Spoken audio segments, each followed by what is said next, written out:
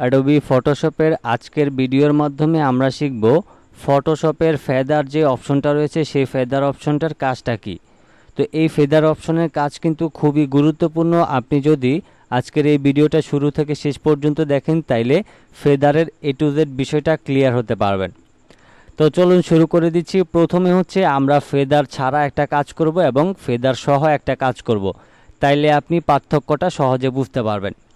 প্রথমে আমি এদিক থেকে রাইট বাটন ক্লিক করে লেসো টুলটাকে সিলেক্ট করলাম। সিলেক্ট করার পর আমি মাউসের লেফট বাটনটাকে ক্লিক করে ধরে রেখে আমি এই ফেসের অংশটাকে আমি সিলেক্ট করে নিব। তো আমি এখান থেকে এই অংশটাকে সিলেক্ট করে নিলাম। এবার এখান থেকে আমরা ব্যাকগ্রাউন্ড কালারে ধরেন হোয়াইট কালারটাকে দিয়ে দিলাম। দিয়ে দেওয়ার পর এখন যদি আমরা কন্ট্রোল ব্যাক স্পেস প্রেস করি এবং কিবোর্ড থেকে কন্ট্রোল ডি প্রেস করি, দেখেন এইখানে কিন্তু আমাদের শেপটা কিন্তু একদম স্মুথ হয় নাই। তো এখন এইখানে যদি আমরা ফেদার ব্যবহার করতাম তাইলে কিন্তু এই শেপটা ঠিক এইরকম আকারে বোঝা যাইতো না। দেখেন এটা কিন্তু আমাদের ফেদার ছাড়া কাজ। ওকে, এবার আমরা এই ছবিটাতে চলে আসি। এখন আমরা আবারও সেম কাজটাই করব এদিক থেকে লেসো টুলের মাধ্যমে।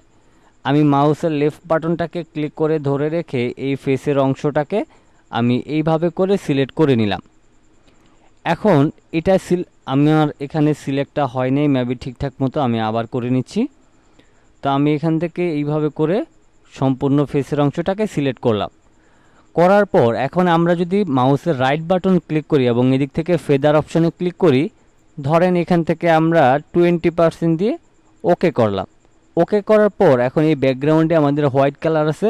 এখন যদি আমরা কন্ট্রোল ব্যাক স্পেস প্রেস করি দেন কন্ট্রোল ডি প্রেস করি, এখন কিন্তু আপনি পার্থক্যটা আসলে বুঝতে পারবেন যে কোন জায়গায় আসলে আমাদের পার্থক্যটা হয়েছে। আমি এবার একটু জুম করতেছি। জুম করার পর দেখেন আমরা যখন ফেদার অপশনটা ব্যবহার করেছি এখানে কিন্তু এটা ব্ল্যান্ড হয়ে আসছে। দেখেন এইখান থেকে কিন্তু সাদা অংশটা আস্তে আস্তে করে এদিকে একদম সলিড কালার হিসেবে চলে আসছে। তো এখানে ফেদার অপশনটা আমরা ব্যবহার করাতে যেই সুবিধাটা হয়েছে, এখান থেকে শুরু করে হালকা হোয়াইট কালার হয়ে এদিকে একদম ফুল হোয়াইট কালারটা হয়েছে। এখন আমরা যদি এই ছবিটার দিকে খেয়াল করি, দেখেন এই ছবিটার মধ্যে দেখেন এই রকম ফেদার অপশনটা ব্যবহার না করার কারণে আমাদের ছবিটা ঠিক এই রকম পুরোটা সলিড কালারের মতো মনে হচ্ছে। বাট এইখানে আমরা ফেদারটা ব্যবহার করার কারণে দেখেন এটা কিন্তু ব্ল্যান্ড হয়েছে কালারটা। এই যে আমাদের সাইডের যে অংশটা রয়েছে সেটা আমরা ফেদার ব্যবহার করার কারণে এখান থেকে এটা হালকা হয়ে এদিকটা আমাদের ফুল সলিড কালারটা হয়েছে। কিন্তু আমরা যেখানে ফেদারটা ব্যবহার করি নাই সেখানে এরকম স্ট্রেট দেখা যায়, কালারটা ঠিক এরকম দেখা যায়। তো আমরা কোনো একটা কাজের ক্ষেত্রে যদি এরকম ফেদারটাকে ব্যবহার করি সেক্ষেত্রে কিন্তু আমাদের কাজটা অনেক বেশি সুন্দর হয় এবং অ্যাকুরেটলি বোঝা যায়। তো আপনি যদি ফেদার ব্যবহার না করেন তাইলে কাজটা ঠিক এইরকম আকারে দেখা যাবে, আর যদি আপনি ফেদার ব্যবহার করেন তাইলে কাজটা ঠিক এইরকমভাবে হবে।